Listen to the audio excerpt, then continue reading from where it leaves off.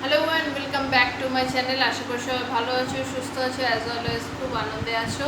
তো আজকে ক্লাস 10-এর ইতিহাসের ধারণা থেকে বড় প্রশ্নোত্তর চলছিল। তো যারা আজকের ভিডিওটা প্রথম দেখছো তাদের বলবো এই চ্যাপ্টারটার ওপর সম্পূর্ণ পাঠ, ছোট প্রশ্ন দেওয়া আছে এবং বড় প্রশ্ন চলছে। তো আজকে এটা দিচ্ছি, শুরু করো এবং এরপরেও কন্টিনিউয়েশন হবে। তোমাদের পার্ট 1 পার্ট 2 করে আছে, তোমাদের অনুরোধ থাকবে সেভাবেই দেখো, তাহলে বুঝতে সুবিধা হবে। চলো শুরু করা যাক। আজকের প্রথম প্রশ্ন লেখো, আধুনিক ভারতের ইতিহাস চর্চায় ফটোগ্রাফির ব্যবহার সম্পর্কে আলোচনা করো, অথবা আধুনিক ভারতের ইতিহাসের উপাদান হিসাবে ফটোগ্রাফির গুরুত্ব কী? আনসার লেখো। ক্যামেরার সাহায্যে কোনো ঘটনা বা বিষয়ের ছবি তোলার প্রক্রিয়া সাধারণভাবে ফটোগ্রাফি বা আলোকচিত্র নামে পরিচিত।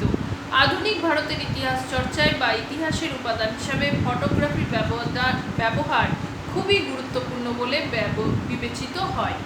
প্যারাচিজ, ক্যামেরায় তোলা বিভিন্ন ঐতিহাসিক ঘটনার ছবি ইতিহাসের গুরুত্বপূর্ণ উপাদান হিসাবে কাজ করে থাকে। যেমন জন মুরে, ফেলিক্স বিয়াতো, লাল দীনদয়াল প্রমুখ ফটোগ্রাফারের তোলা 1857 খ্রিস্টাব্দের মহাবিদ্রোহের বিভিন্ন ছবিগুলি মহাবিদ্রোহের ইতিহাসের মূল্যবান উপাদান হিসাবে বিবেচিত হয়। জাতীয় কংগ্রেসের নানান অধিবেশনে ছবিগুলি সেকালের রাজনৈতিক ইতিহাসের দলিল রূপে বিবেচিত হয়। আচ্ছা, বারবার বলি, কোশ্চেনের আনসারগুলো নিজেরা লিখে তারপর নিজেদের লেখা দেখে মুখস্থ করবে।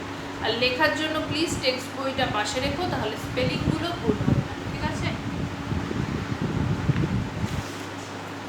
ফটোগ্রাফ বিভিন্ন ঐতিহাসিক তথ্যকে আরও জোরালো করে তোলে। যেমন 1946 খ্রিস্টাব্দে কলকাতায় যে ভয়াবহ দাঙ্গা সংগঠিত হয়েছিল বলে তথ্য পাওয়া যায়, তাকে আরও জোরালো করে তোলে সেই দাঙ্গার বিভিন্ন ছবিগুলি।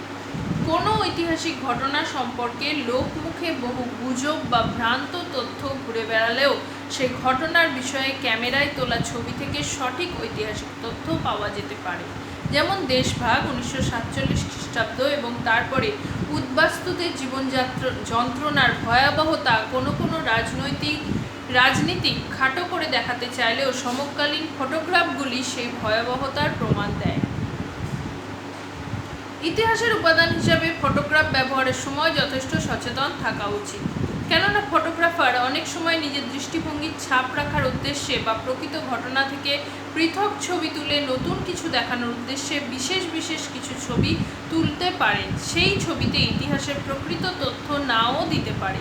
যেমন 1940 খ্রিস্টাব্দে জিন্নার নেতৃত্বে মুসলিম লীগ পৃথক পাকিস্তানের দাবিতে আন্দোলন শুরু করলে 1944 খ্রিস্টাব্দে বোম্বাইয়ে তোলা ছবিতে জিন্না ও গান্ধীজির আন্তরিক সুসম্পর্ক ধরা পড়ে, কিন্তু এই সুসম্পর্ক কতটা বাস্তব ছিল তা নিয়ে বিতর্ক আছে। প্যারাচিজ, আধুনিককালের ইতিহাস রচনার একটি গুরুত্বপূর্ণ উপাদান হলো ফটোগ্রাফি। ফটোগ্রাফির কিছু সীমাবদ্ধতাও আছে, তবে সাবধানে ফটোগ্রাফিকে ইতিহাস রচনার কাজে ব্যবহার করলে তা ইতিহাসের যথার্থ উপাদান হয়ে উঠতে পারে। নেক্সট প্রশ্ন লেখো, দৃশ্য শিল্পের ক্ষেত্রে চিত্রকলা ও ফটোগ্রাফির ইতিহাস চর্চা সম্পর্কে আলোচনা করো। আচ্ছা, এখানে দেখো চিত্রকলা ও আচ্ছা এই প্রশ্নটা লিখো না, লেখো দৃশ্য শিল্পের ক্ষেত্রে চিত্রকলা ইতিহাস চর্চা সম্পর্কে আলোচনা করো। চিত্রকলার ইতিহাস চর্চা, ফটোগ্রাফি নিয়ে লিখো না, কারণ ফটোগ্রাফিটা তো লিখিয়ে দিলাম। আর চিত্রকলার ইতিহাস চর্চা, এটা কিন্তু খুব বড় না, ছোট প্রশ্ন। তো এর সাথে পার্ট, যেমন এখানে আমি বলছিলাম ফটোগ্রাফিটা আছে, তাহলে এর সাথে ফটোগ্রাফির পার্টটা অ্যাড করতে হবে। যদি এর সাথে থাকে চলচ্চিত্রের পার্টটা অ্যাড করতে হবে। সেটা আর আমি লেখাচ্ছি না, কারণ অলরেডি লিখিয়ে দিচ্ছি। এখানে শুধু চিত্রকলা লেখাচ্ছি, কিন্তু এটা হয় ছোট 2 নম্বরের ক্ষেত্রে বড়, তখন এটাকে একটু ছোট করে লিখো। তো শুরু করো।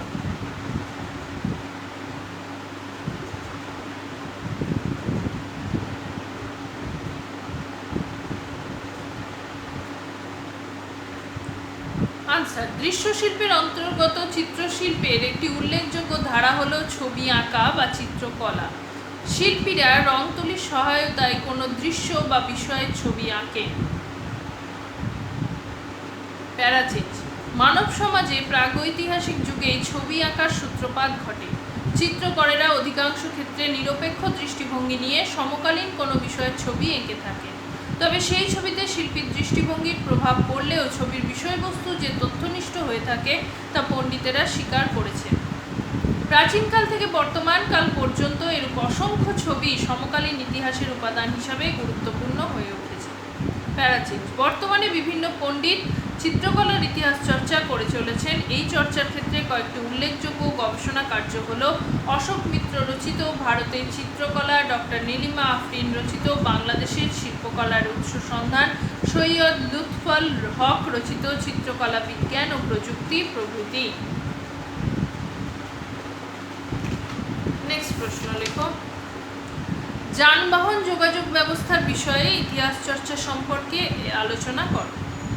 আনসার, যানবাহন ও যোগাযোগ ব্যবস্থা প্রাচীনকাল থেকে সভ্যতার অগ্রগতির ক্ষেত্রে গুরুত্বপূর্ণ ভূমিকা নিয়ে আসছে। প্রাচীনকালে চাকার আবিষ্কার থেকে শুরু করে হাল আমলের ইন্টারনেট যোগাযোগ ব্যবস্থার প্রবর্তন এক নিরবিচ্ছিন্ন প্রক্রিয়া। এই ব্যবস্থা বিভিন্ন দেশের ইতিহাসকে নানাভাবে প্রভাবিত করেছে। নাম্বার 1 দিয়ে লেখো, এটার আন্ডার পয়েন্ট।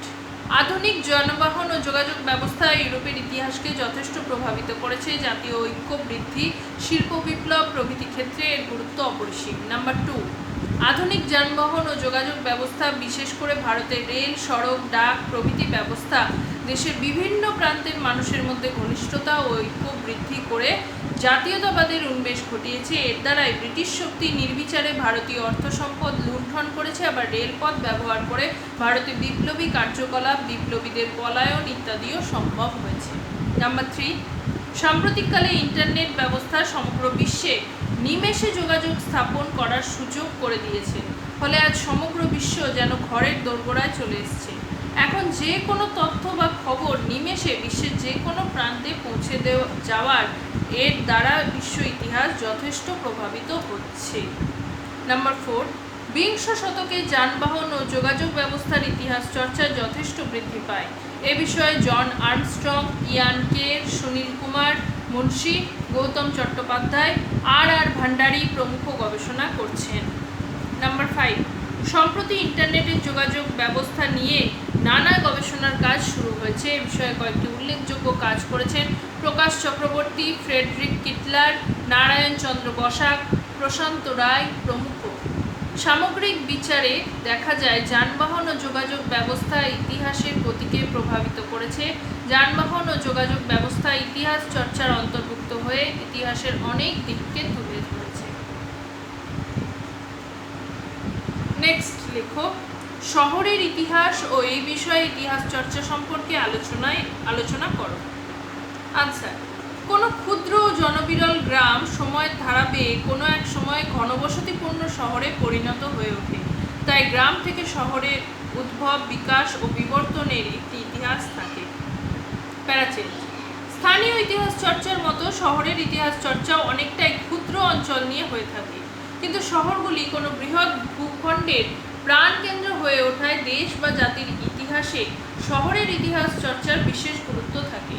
যেমন বাংলা তথা ভারতের ইতিহাস চর্চায় কলকাতা শহরের উদ্ভব ও বিকাশের বিশেষ গুরুত্ব রয়েছে। শহরের ইতিহাস চর্চার অন্তর্ভুক্ত গুরুত্বপূর্ণ বিষয়গুলি হল শহরের আর্থসামাজিক অবস্থা, রাজনৈতিক চর্চা, অর্থনৈতিক অগ্রগতি, স্থাপত্য ভাস্কর্যের উন্নতি, শিল্প সংস্কৃতির ধারা, ধর্মের প্রভাব, নগরায়ন প্রক্রিয়া প্রভৃতি। বিংশ শতকের প্রথমার্ধে শহরের ইতিহাস চর্চার প্রচলন থাকলেও এ বিষয়ে ইতিহাস চর্চায় গতি আসে 1970-এর দশকে। এই সময়ে হার্ভার্ড বিশ্ববিদ্যালয়ের অধ্যাপক স্টিফেন থার্নস্টমের নেতৃত্বে শহরের ইতিহাস চর্চার ধারাটি ব্যাপক জনপ্রিয় হয়ে ওঠে। পরবর্তীকালে এডুইন বরোজ, মাইক ওয়ালেস, এস.জি.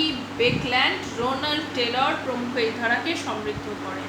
ভারতীয় গবেষকদের মধ্যে নারায়ণী গুপ্তা দিল্লি নিয়ে, রিনা ওল্ডেনবার্গ লখনৌ দিয়ে, ক্রিস্টিন ডবিন মুম্বাই নিয়ে, যতীন্দ্রনাথ রায় ঢাকা নিয়ে, রাধারমণ মিত্র কলকাতা নিয়ে উল্লেখযোগ্য গবেষণা করেছেন।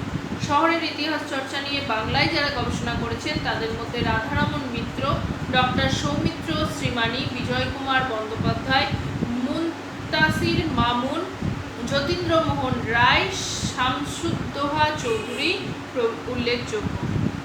প্যারাচেঞ্জ, শহরের ইতিহাস চর্চা আর সামগ্রিক ইতিহাস চর্চার গুরুত্বপূর্ণ অংশ। মূলত শহরের প্রকৃতি আলোচনা এই ইতিহাস চর্চার মূল বিষয়বস্তু হয়ে দাঁড়িয়েছে। নেক্সট প্রশ্ন লেখো, সামরিক ইতিহাস ও এ বিষয়ে ইতিহাস চর্চা সম্পর্কে আলোচনা করো। আনসার, প্রাচীনকাল থেকে বর্তমান কাল পর্যন্ত সভ্যতা, রাষ্ট্র, রাজনীতির ক্ষেত্রে অন্যতম সহায়ক উপাদান ছিল সামরিক শক্তি। যুদ্ধের জন্য সামরিক শক্তি অপরিহার্য। প্যারাচেঞ্জ। প্রয়োজনের তাগিদে প্রতিটি দেশ, জাতি ও সভ্যতায় সামরিক কাঠামো, যুদ্ধাস্ত্র প্রভৃতির ধারাবাহিক পরিবর্তন ঘটেছে। সামরিক বাহিনীতে পদাতিক রথ বা হস্তি বাহিনীর পরিবর্তে বর্তমান ট্যাঙ্ক বা সাঁজোয়া বাহিনী, বিমান বাহিনী প্রভৃতি এবং তীর ধনুক, তরবারি প্রভৃতির পরিবর্তে কামান, বন্দুক, বোমা, বিষাক্ত গ্যাস প্রভৃতির প্রচলন ঘটেছে। ঊনবিংশ শতক পর্যন্ত যুদ্ধ সংক্রান্ত আলোচনা যুদ্ধের কারণ ও ফলাফলের মধ্যেই সীমাবদ্ধ থাকলেও বর্তমানকালে এই ধারার পরিবর্তন ঘটেছে। বর্তমানে যুদ্ধাস্ত্র, সামরিক সজ্জা, রণকৌশল, সামরিক পোশাক প্রভৃতি খুঁটিনাটি বিষয়েও ইতিহাস চর্চার মধ্যে প্রবেশ করেছে। বিংশ শতকে ইউরোপে সামরিক ইতিহাস চর্চার প্রসার ঘটে। বার্নেট, কারোলি, সেলফোর্ড, বিডওয়েল, জন টেরাইন প্রমুখ প্রাচীন ও আধুনিক যুদ্ধবিদ্যার তুলনামূলক গবেষণা করেছেন। রজার স্পিলার, জন হোয়াইট ক্লে প্রমুখ যুদ্ধের সঙ্গে জড়িত নানা কিংবদন্তিদের নিয়ে গবেষণা করেছেন। ভারতে বিগত শতকে সামরিক ইতিহাস চর্চা শুরু হয়। ঐতিহাসিক যদুনাথ সরকার, সুরেন্দ্রনাথ সেন প্রমুখ এই বিষয়ে উল্লেখযোগ্য গবেষণা করেছেন। এছাড়া রবার্ট আর্ম, সুবোধ ঘোষ, দীপ্তনীল রায়, নিখিলেশ ভট্টাচার্য প্রমুখ এই বিষয়ে আলোচনা করেছেন। এছাড়া সাম্প্রতিককালে সামরিক ইতিহাস চর্চায় কৌশিক রায় একটি অগ্রগণ্য নাম। প্যারাচেঞ্জ। রাষ্ট্র তার সামরিক শক্তির দ্বারা যুদ্ধবিগ্রহ, সাম্রাজ্য বিস্তার প্রভৃতির মাধ্যমে ইতিহাসের ঘটনাবলীকে নানাভাবে প্রভাবিত করেছে। তাই নতুন সামাজিক ইতিহাস চর্চায় সামরিক ইতিহাস চর্চা আজ অপরিহার্য হয়ে উঠেছে। আজকের মতো শেষ প্রশ্ন লেখো। আজকের মতো শেষ কিন্তু হচ্ছে না। সাম্প্রতিককালে পরিবেশের ইতিহাস চর্চা সম্পর্কে আলোচনা করো। আজ দ্বিতীয় বিশ্বযুদ্ধ পর্যন্ত পরিবেশ নিয়ে মানুষের ভাবনা চিন্তা ছিল যথেষ্ট কম, কিন্তু মানুষ যেভাবে পরিবেশের ধারাবাহিক ক্ষতি করে চলেছে তাতে মানব সভ্যতার অস্তিত্ব আজ সংকটের মুখে পড়েছে। প্যারাচেঞ্জ। আধুনিককালে যুদ্ধে বিভিন্ন ভয়ানক মারণাস্ত্রের ব্যবহার, কৃষিসহ বিভিন্ন ক্ষেত্রে বিষাক্ত রাসায়নিকের ব্যবহার, গাছপালা কেটে আধুনিক নগর ও শিল্প সভ্যতার প্রসার প্রভৃতির ফলে আমাদের চারিদিকের পরিবেশ ভয়ঙ্করভাবে ক্ষতিগ্রস্ত হচ্ছে। জল, বায়ু, খাদ্য, শব্দ প্রভৃতি দূষণ বর্তমানে মারাত্মক আকার ধারণ করেছে। পরিস্থিতি এমন পর্যায়ে পৌঁছে গেছে যে দূষণের মাত্রা এইরকম হারে বাড়তে থাকলে অদূর ভবিষ্যতে প্রাকৃতিক পরিবেশে মানুষ তথা জীবকুলের অস্তিত্ব সম্পূর্ণ লুপ্ত হতে পারে। পরিবেশের ধ্বংস সাধন ও দূষণের সম্পর্কে মানুষ ক্রমাগত সচেতন হয়ে উঠেছে। শুরু হয়েছে পরিবেশবাদী নানা আন্দোলন। ভারতের চিপকো আন্দোলন, নর্মদা বাঁচাও আন্দোলন, তেহরি গাড়োয়াল আন্দোলন প্রভৃতি পরিবেশবাদী আন্দোলন যথেষ্ট জনপ্রিয়তা লাভ করেছে। সাম্প্রতিককালে ইউরোপে পরিবেশের ইতিহাস চর্চার যথেষ্ট প্রসার ঘটেছে। এই বিষয়ে ইউরোপের কয়েকটি উল্লেখযোগ্য গবেষণা কর্ম হল র্যাচেল কার্সন রচিত সাইলেন্ট স্প্রিং, আলফ্রেড ক্রসবি রচিত ইকোলজিক্যাল ইম্প্যারিয়ালিজম, রিচার্ড গ্রোভ রচিত গ্রিন ইম্প্যারিয়ালিজম প্রভৃতি। পরিবেশের ইতিহাস নিয়ে সাম্প্রতিককালে ভারতে এবং বাংলায়ও যথেষ্ট চর্চা হচ্ছে। ইরফান হাবিব, ডক্টর মনীষ প্রধান, সুধাংশু পাত্র, অশোক কুমার বসু, তরুণ সরকার, অপরেশ বন্দ্যোপাধ্যায়, সমিত কর, শাহিদা বেগ এ বিষয়ে গবেষণা করেছেন। প্যারাচেঞ্জ। মানব সভ্যতার সমস্ত কর্মকাণ্ডের সঙ্গে পরিবেশের অঙ্গাঙ্গিভাবে জড়িত, তাই পরিবেশ ইতিহাস চর্চার বিকাশ ও অগ্রগতি বর্তমানে বেশ প্রাসঙ্গিক হয়ে উঠেছে। ঠিক আছে, আজকের মতো ভিডিওটা শেষ করলাম। এখান থেকে আরও প্রায় এখনও 3-4টে ভিডিও তো আরামসে আপলোড হবে। চ্যাপ্টারটা বড়, অনেক প্রশ্ন জানোই, এবং আমি ডিটেলে করাতে চাই যাতে কিছু তোমাদের বাদ না যায়। এবং হয়ে গেলে তারপরে যদি মনে হয় তোমাদের আরও কিছু দরকার, নির্দ্বিধায় বলতে থেকো, আমি অবশ্যই সেই প্রশ্নেরও উত্তর করে দেবো। এবং যদি ভাল লাগে প্লিজ সেটাও কমেন্ট সেকশনে জানিও, তাহলে আমি অনেকটা এনকারেজিং একটা ব্যাপার হবে আমার জন্য। যদি ভাল লাগে প্লিজ চ্যানেলটাকে লাইক, শেয়ার, সাবস্ক্রাইব করো। দেখা হবে নেক্সট দিন নতুন একটা ব্লগের সাথে। টাটা।